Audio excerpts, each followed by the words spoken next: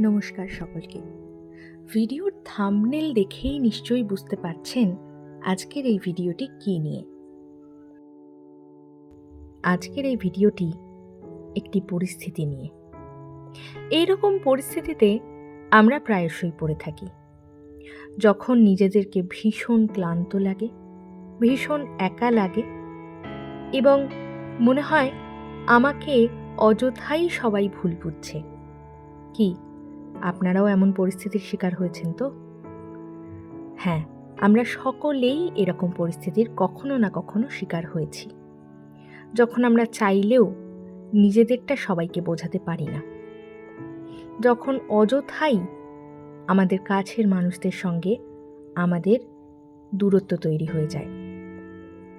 তো এই রকম পরিস্থিতিতে আমরা ভীষণ ভীষণ ভেঙে পড়ি, আমাদের কিছুই ভালো লাগে না। আচ্ছা, এই রকম পরিস্থিতি থেকে বেরোনোর কি কোনো সহজ উপায় আছে? আছে। আজকে সেই উপায় বলবো বলেই আপনাদের কাছে এসেছি আমি।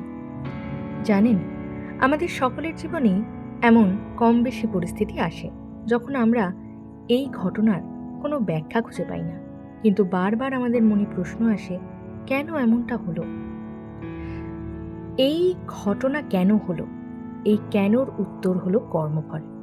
হ্যাঁ, কর্মফলের জন্যই আমরা এই রকম পরিস্থিতির সম্মুখীন হই।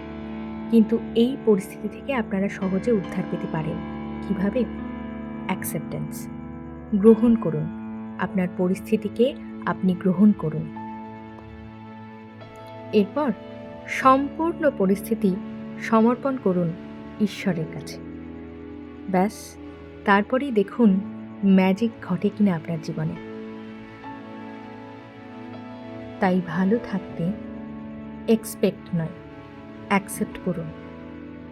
সবার কাছ থেকে এক্সপেকটেশন এত বেশি রাখবেন না। নিজের পরিস্থিতিকে অ্যাকসেপ্ট করুন এবং বাকিটা লেট গো করে দিন, ছেড়ে দিন। ভালো থাকবেন। খুব শীঘ্রই দেখা হচ্ছে আবার একটি নতুন ভিডিওতে। আজকের মতো নমস্কার।